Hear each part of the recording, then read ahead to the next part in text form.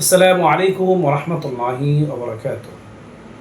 প্রিয় দর্শক শ্রোতাগণ, আপনারা যেখান থেকে আমাদের ইসলামিক অনুষ্ঠানটি দেখছেন সবাইকে এফকিউ চ্যানেল ও মার্কাজুল উলুম ফতোয়া সেন্টার জয়নগর হেমায়তপুর সাবা ঢাকার পক্ষ থেকে জানাচ্ছি অসংখ্য ধন্যবাদ।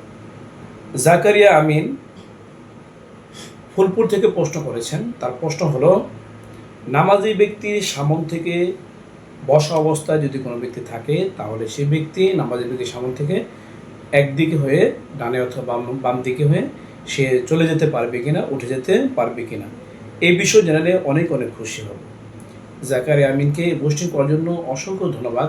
তার প্রশ্ন উত্তর হলো, যদি কোনো ব্যক্তি নামাজি ব্যক্তির একেবারে বরাবর দাঁড়িয়ে থাকে তাহলে ওই ব্যক্তি যদি কোনো প্রয়োজন থাকে তাহলে ডানে অথবা বামে সে সরে গিয়ে চলে যেতে পারবে। তবে সাধারণত অন্য কোনো ব্যক্তির জন্য কোনো নামাজি ব্যক্তির সামন দিয়ে অতিক্রম করার অনুমতি নেই, সেটি গুনাহ হবে, সেটি মাকরু, সেটির অনুমতি নেই।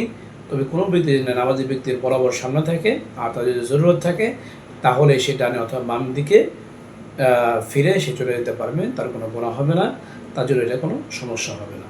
এই মাস্টার রেফারেন্স হাওল আপনারা পাবেন আল মুহিতুল বুরহানি 2 নম্বর খণ্ডের 214 নম্বর পৃষ্ঠায়, ফাতোয়া দাদার খানিয়ার 2 নম্বর খণ্ডের 284 নম্বর পৃষ্ঠায়, আহসান ফতোয়া 3 নম্বর খণ্ডের 408 নম্বর পৃষ্ঠায়।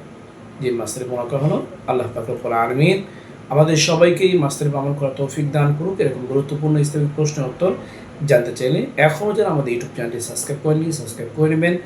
আমাদের ভিডিওটি ভালো লাগলে দিনের খাতিরে অন্যকে দেখার সুযোগের উদ্দেশ্যে লাইক ও শেয়ার করবেন। তাছাড়া আপনাদের কোনো প্রশ্ন থাকলে ইউটিউব কমেন্ট বক্সে আপনারা প্রশ্ন করতে পারেন।